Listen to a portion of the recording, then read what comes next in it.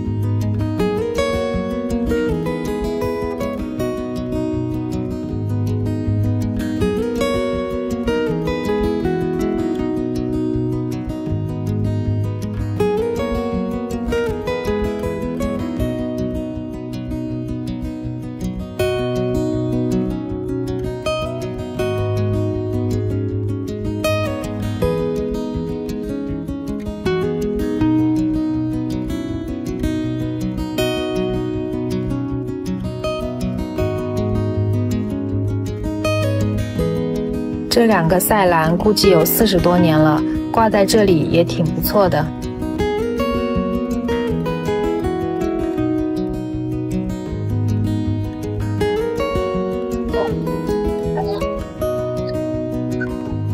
外面已经堆得到处都是，再整理一下归个类，下次要用的就容易找到。特别是工具，每次要用都要找半天，感觉得做一个专门放工具的柜子。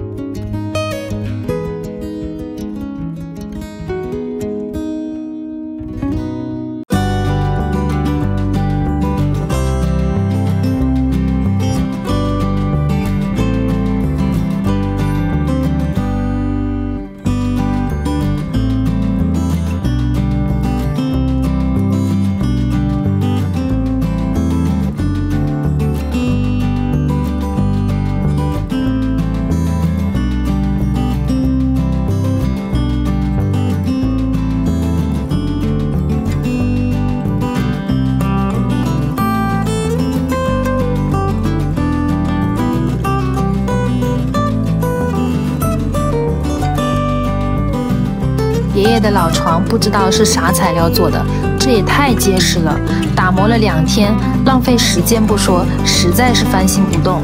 无奈之下，先拿到一边吧，重新订了新的床，这2天就到。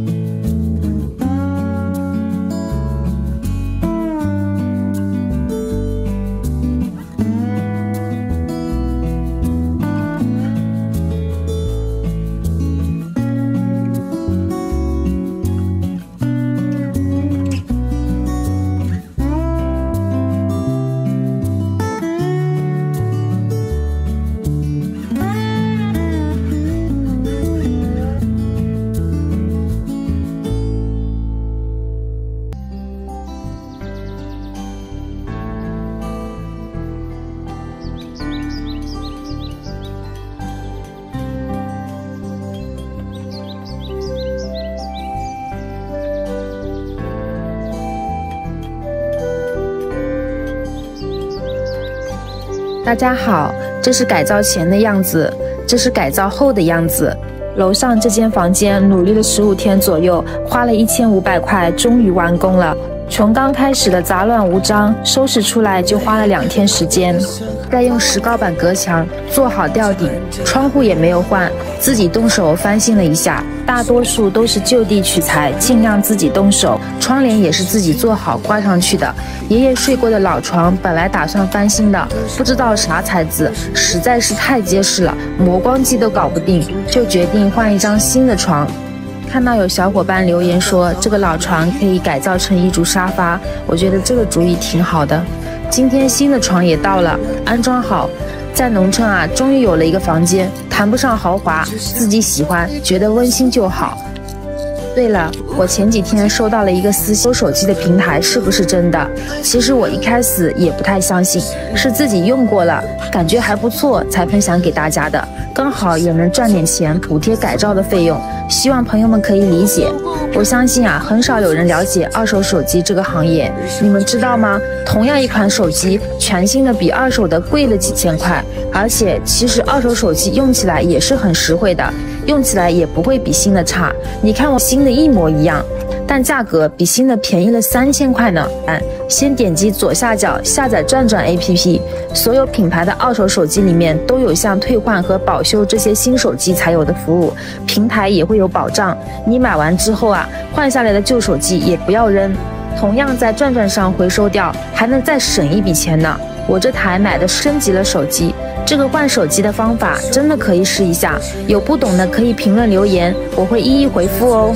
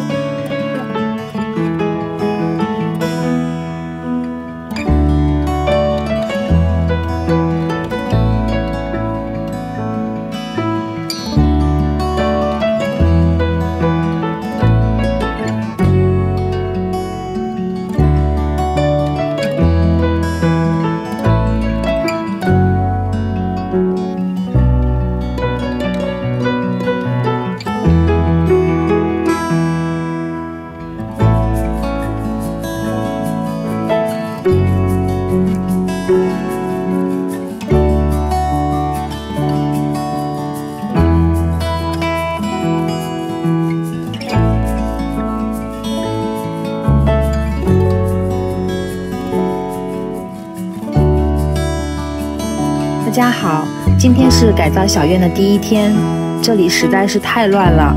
先是要做清理，这一堆竹子原本砍来是用来做围小院的竹篱笆，现在准备用砖做围墙，这是计划赶不上变化，那就先把竹子挪到旁边的角落里，等到下次用得着的时候拿着也。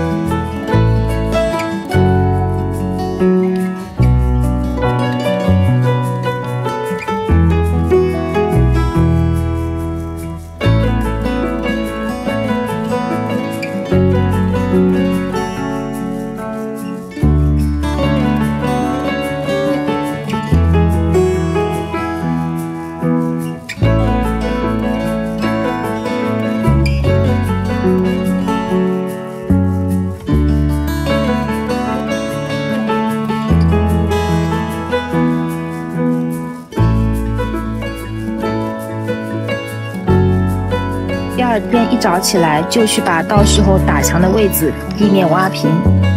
自己干不动了，叔叔忙完事情又过来帮忙了，这样我可以轻松不少呢。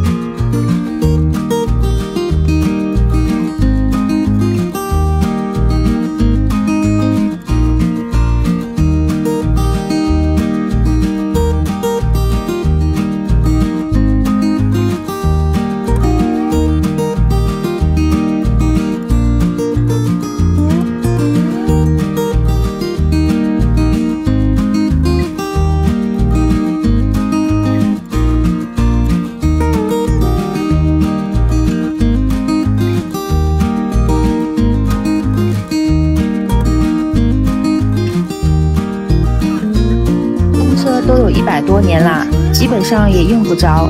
我觉得它更像一个摆件。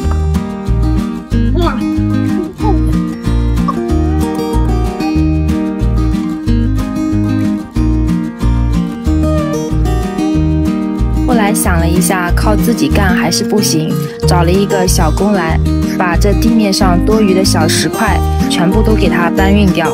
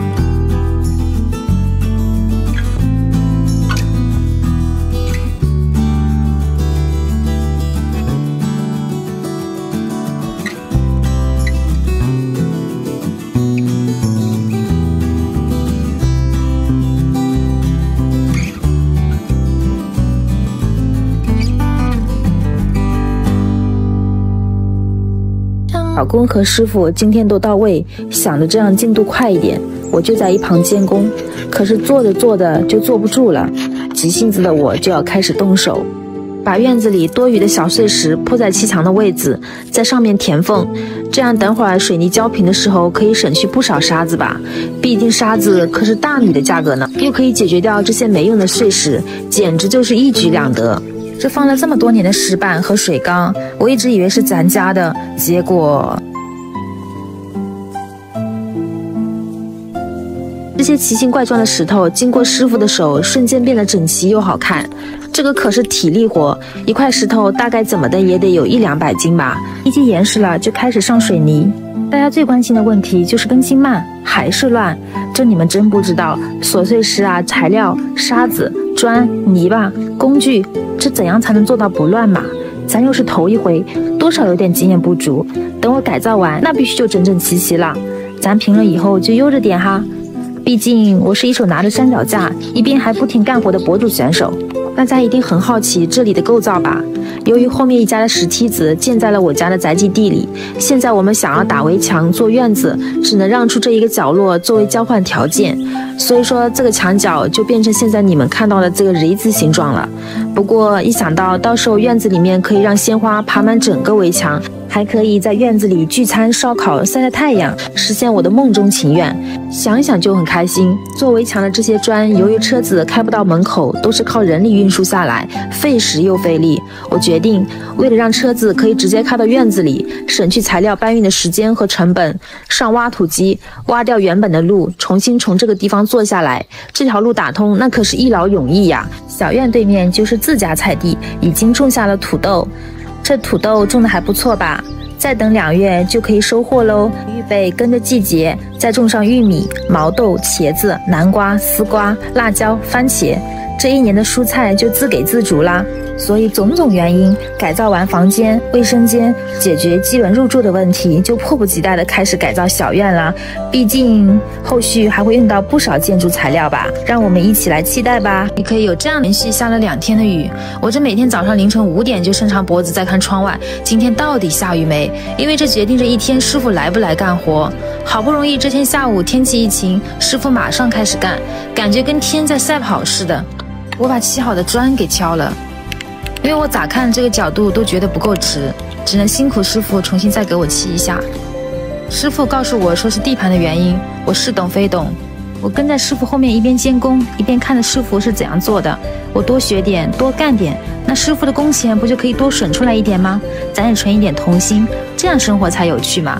可是，一上手就被各种嫌弃。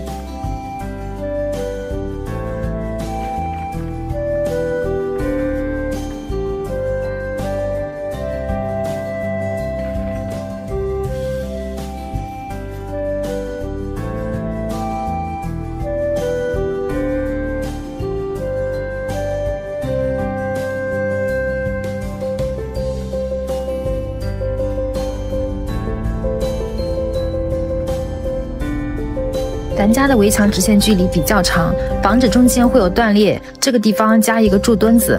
本来打算这面墙今天可以砌完的，可是天气一点都不配合，说下雨就下雨。为了咱这个工程的进度，我也真的是拼了。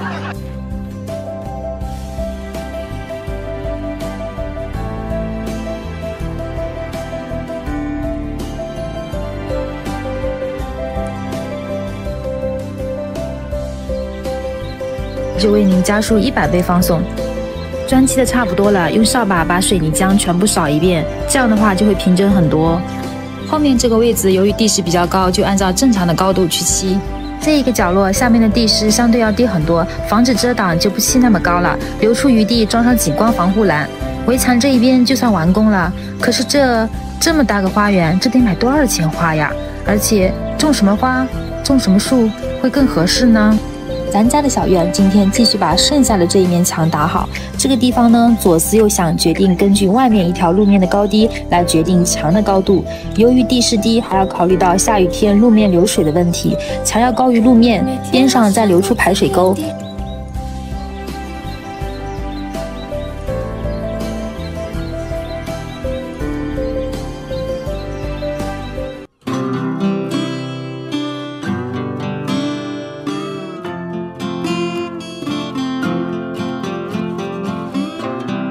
这是一面墙砌好的效果。看着这高低起伏的围墙，护栏的高度该怎样去设计呢？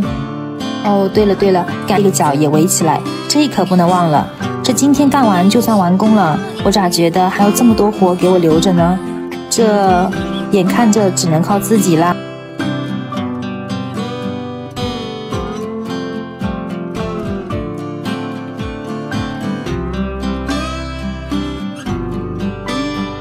把路面剩下的这些多余的泥土和建渣铲到这个大坑里面，给它填平。这一铲子一铲子的，主要是有点小累呀。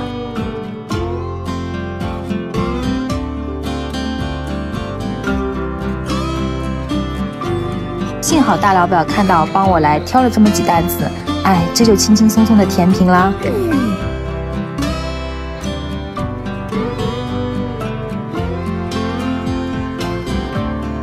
傍晚叔叔工作完，临时过地方要用水泥给他做好基脚，到时候呢，这边要砌门柱子，在这里做一个院子大门。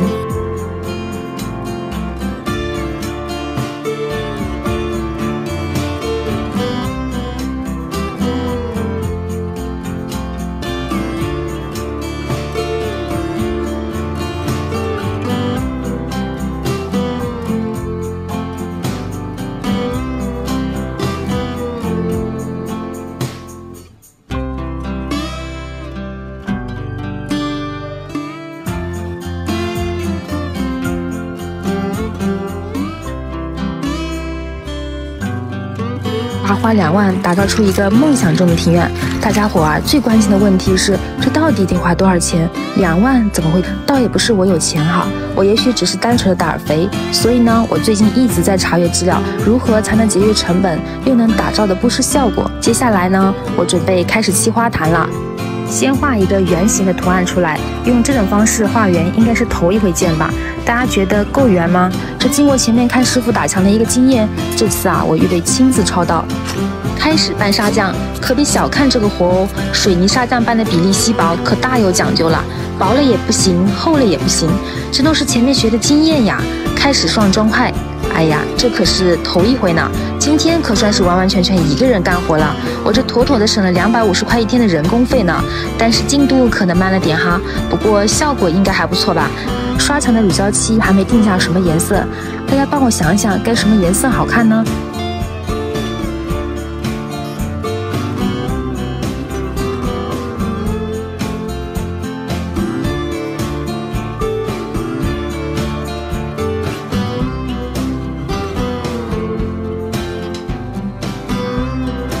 大家觉得我这个技术值不值200块一天呢？果胡豆去玩了，到中午吃饭的时候，看着他从窗户口溜走的，然后下午就管自己干活，并没有留意，因为自从回来以后，也熟悉了2个月了。咪咪经常在外面跑，附近一圈活动，每次都是自己会跑回来，但是直到第2天下午还没有看到回来，我就到处去找了一圈，会不会是被人抓走了，又或者是吃了什么不干净的东西出事了？以前只要我喊一下，他就会回来的，基本都是跟在旁边的。我找遍了大概咪咪会去的所有地方。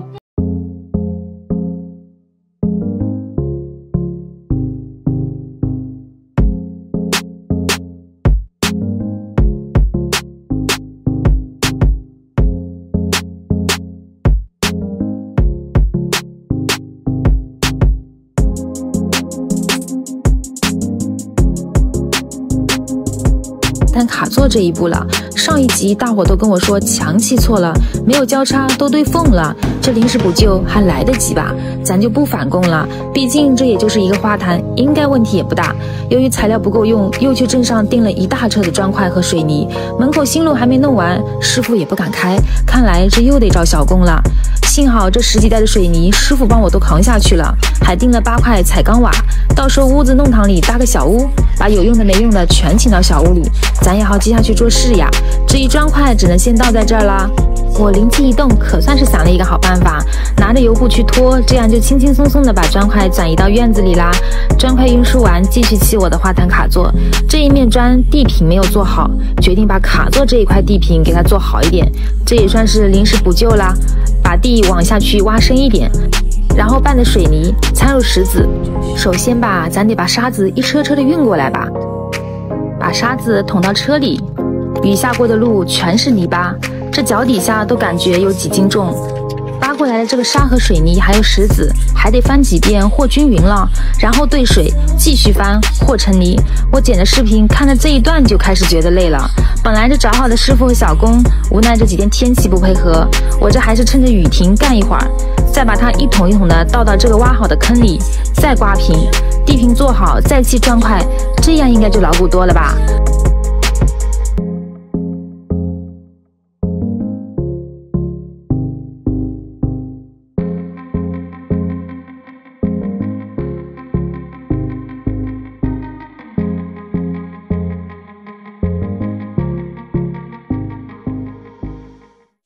完工以后呢，把我买回来的草籽先撒上，毕竟春天是播种的季节，咱看着这草籽能长出来不，那就可以省去一堆买草皮的钱啦，咱就试试看呗。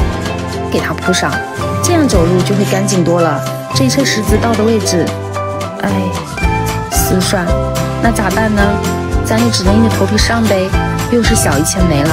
对了，告诉大家一个好消息，现在拼多多官方活动，点击视频左下角，这里可以随机抽取红包，它有500、199、27、8块8，好几档呢，而且抽到还可以提现，大家都去试试手气吧，补贴一下家用也挺好。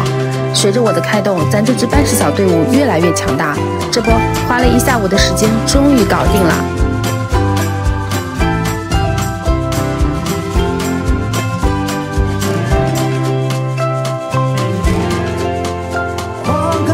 上一期砌好的花坛这里设计一个卡座，打造一个休闲区，还剩个尾巴。今天我继续亲自操刀砌砖抹灰，用打墙的砖在这里给它砌上一排，中间呢就用不要的碎渣、间渣填满，还能省点砖块。再砌上2层砖，然后用水泥把口磨平。回来改造院子的过程中，零零碎碎的小惊喜总是猝不及防。改造小院时，我既可以是设计师，也可以是泥工，也可以是搬运工，甚至是清洁工。虽然过程累点辛苦点，但是结果一定很有成就感。这就是成型的样子啦，还算有模有样吧。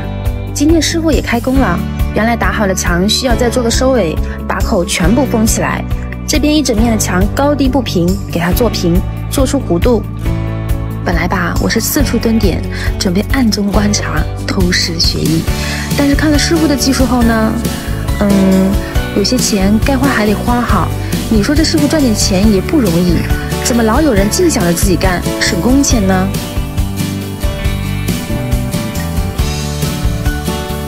这经过师傅的一番努力，是不是就美观多了呢？然后再把围墙粉刷一遍，用水泥抹平。这个我可试过，这水泥在我手上可怎么就不像在师傅手里这么听话呢？这问题到底出在哪儿呢？墙面撒上一遍水，明天继续。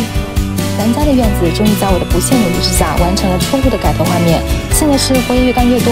这不，砌好的围墙现在开始粉刷，我这跟在师傅后面一路扫好了滴水的桶子，还不忘记跟师傅学习一下，活到老学到老嘛。师傅前脚粉刷，我后脚开始浇水，给它做一下保养。新订的40吨水泥到了，先把它卸下来。最近饭量也多，力气也见长，一包水泥随便翻翻。这下牛皮吹大了，算了，还是让师傅上吧。小工跟上搅拌水泥，继续粉刷外墙。围墙全部粉刷好以后呢，开始刷我的花坛卡座啦。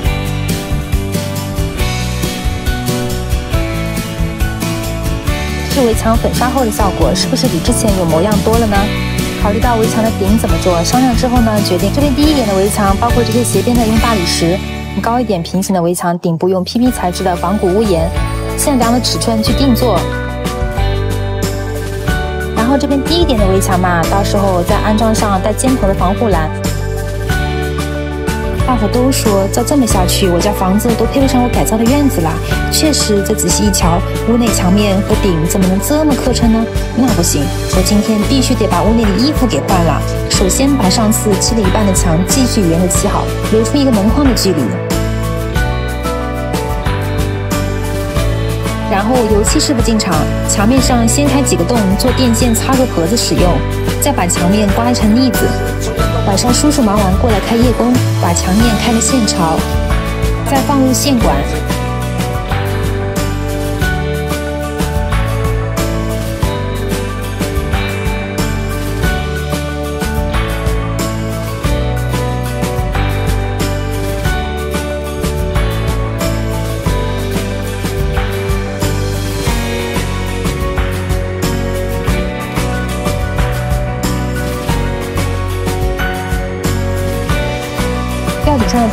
留出灯口。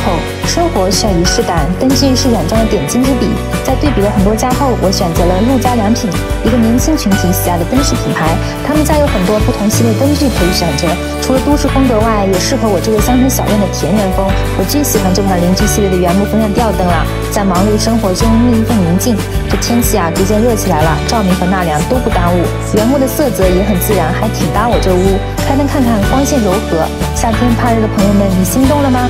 这个是南瓜吊灯，我喜欢它的外观形状，它是天然椴木的材质，品质感很好，而且防湿又防开裂。装上以后发现也太好看了吧！灯罩会跟着风旋转，显得很灵动，太有氛围感了吧！墙的边上呢，我装上了射灯。我觉得每一个家都应该感受到美好的灯光，不限于层高和户型，不限于面积和风格，无论是在城市还是农村。是不是看起来很有层次感多啦？通过这几天的努力，结果这下你们不能再说我的房子配不上我的院子了吧？继续把上次围墙没有铺完的大理石铺好。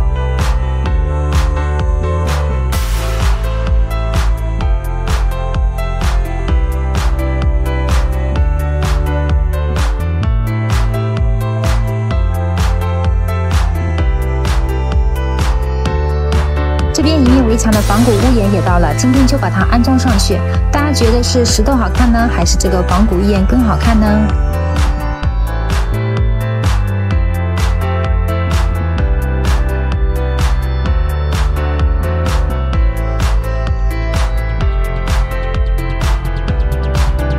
几个月前的一天，我辞职回到农村老家，楼上收拾出一间房，剩下的一间房还凌乱不堪。这不，最近天天下雨，打算把2层小楼里里外外的门窗都换了。于是我终于对他下手了。这次我可算学聪明了，全副武装。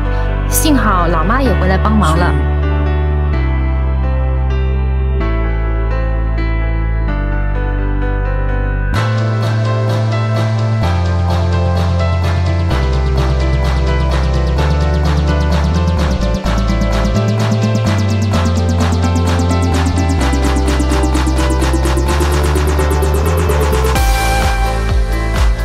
一阵忙碌，这一副装扮挡灰是挡了不少，但是可把我给闷坏了。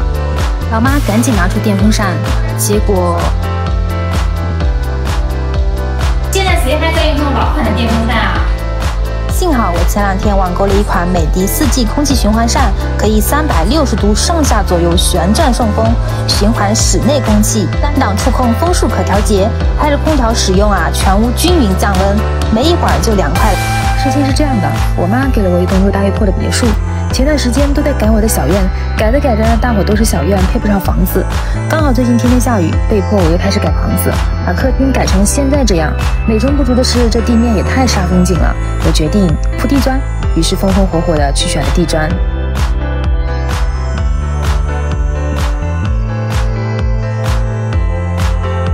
于是我约上师傅就开始干。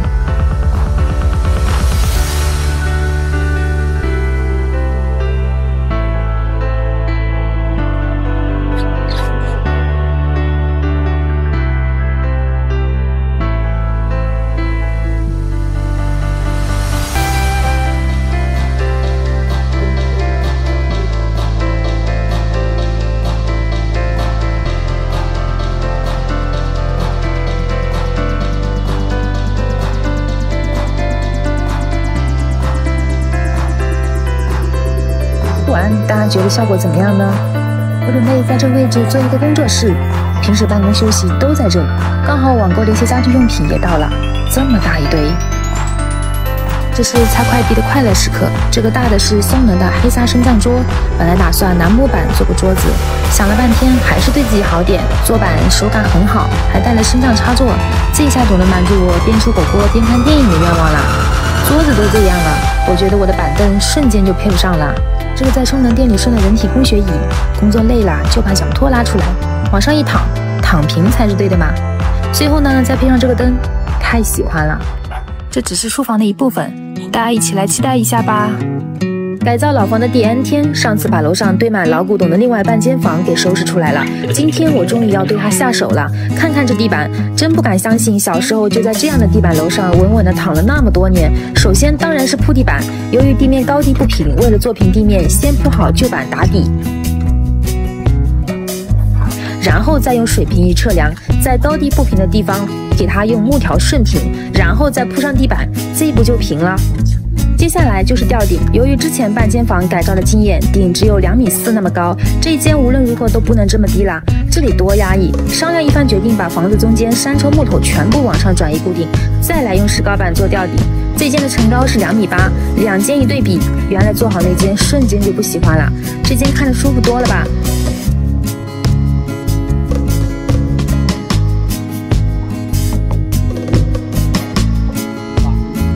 木工做好以后呢，经过游戏师傅的一美化，瞬间就大变样，然后再铺上木地板，再摆上床。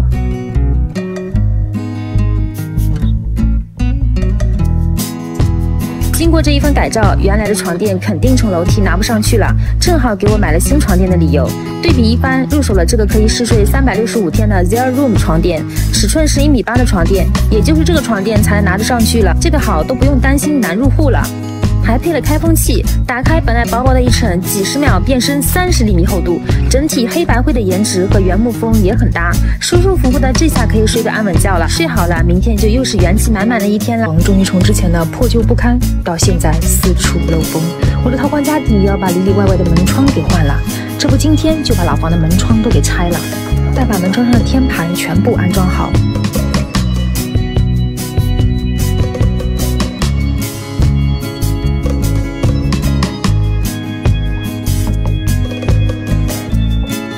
然后订的门窗呢也到了，开始进行一个安装。入户定做的门没有之前的那么大，用砖砌起来，再来安装。这几天继续安装门窗，这大大小小的窗户经过这么一换，有模有样了吧？窗户换好以后呢，门口的搭挑也用不着了，就准备给它拆了。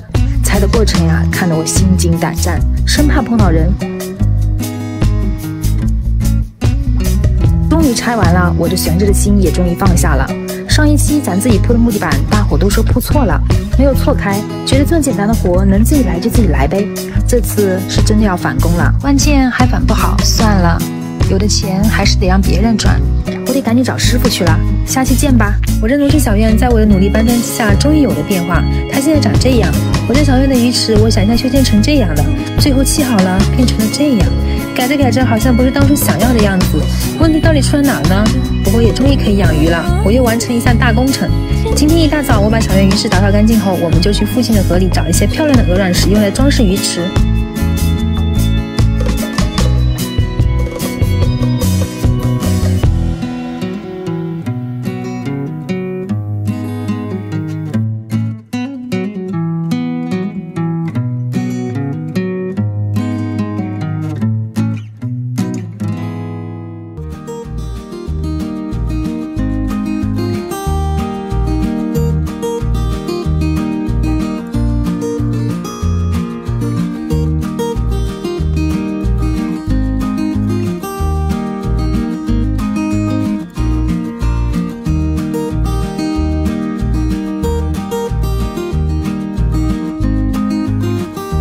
回到家搬完石头，发现鞋子袜子都撕掉了，赶紧去换一些。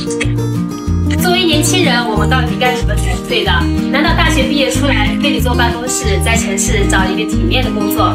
父母含辛茹苦的把我们养大，感觉不找个体面的工作，不嫁个有钱的老公，都对不起他们。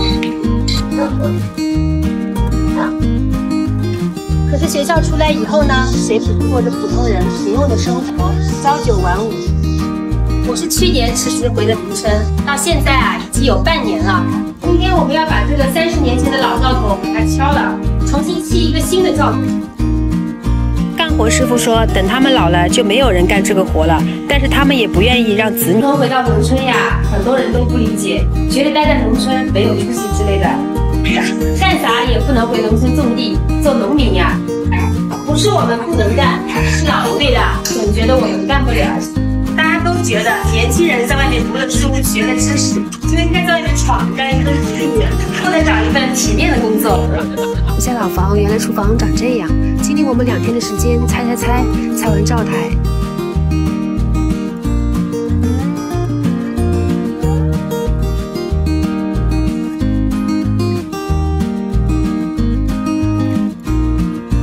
下来的砖砌到水泥渣留着备用，剩下的建渣全靠师傅一杯一杯运出去。大热天的可真是辛苦。清理完，一下子厨房显得大了很多，把这些老古董抬出外面。由于老房的地面高低不平整，需要把原来的水泥地敲了、往下挖，让整体的地面呈水平，就可以开始贴瓷砖啦。给它卸了，再用砖头封起来。这个地方的窗户用不着了，然后再把墙面的石灰铲掉，用水泥找平。找平完就等着厨房的墙砖到了。接下来我就先准备给老房院子前的路面做硬化。今天大家帮忙去抬回来这个大家伙，你们猜这是干啥用的？没错，就是用来搅拌水泥酱的，这样可以省去不少人力。为了防止堵塞、下水慢的问题，把这个水沟的进水口给它扩大。这么大一块石头，用这个方法轻轻松松的就破开了。一切准备就绪，第二天一大早，师傅们如约而至，就开始动工啦。有了这个搅拌机，还真是快了不少。大家分工明确，搅拌的搅拌，运水泥的运水泥。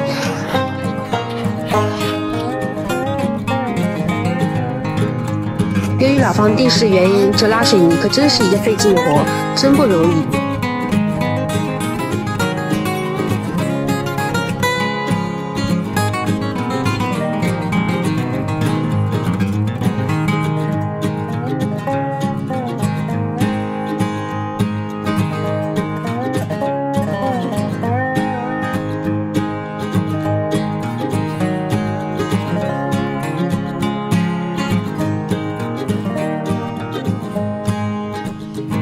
再用振动机把路面压平，蒸出水泥浆，这样会更牢固。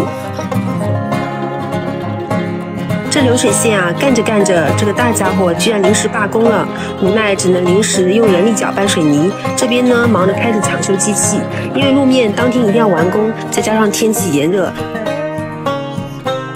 所幸半个小时，机器终于修好，开工了，又能有序的开始干活了。做好硬化的路面，再盖上工程布，防止路面由于高温天而裂开。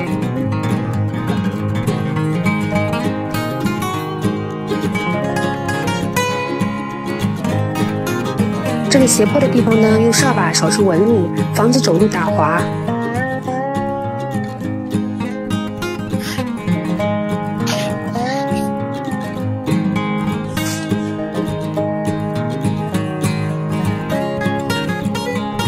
忙碌了整整一天，总算完美落幕了。现在的花园已经是垃圾成堆，杂草丛生。为了早日梦想照进现实，今天开始改造院子，打算在花园里先做一条蜿蜒小路，先把这一堆有用的、没用的转移位置，再把这一堆杂草除掉。大家还记得我小院里种下的第一个月季吗？一直都没有打理，在高温的暴晒下还是长得好好的。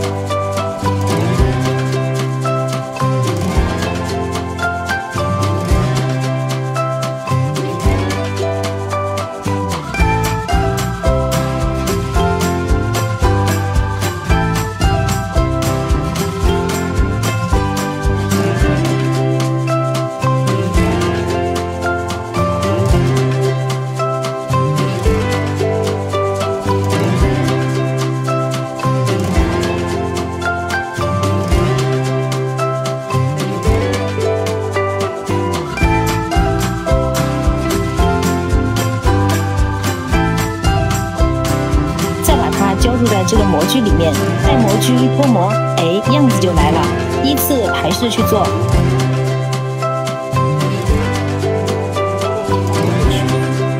小猫咪就一直趴在旁边陪着我们，但是做着做着，问题就来了，模具咋不跟着我做好的路行走，拐不过弯来，无奈只能硬着拐，后面再补上。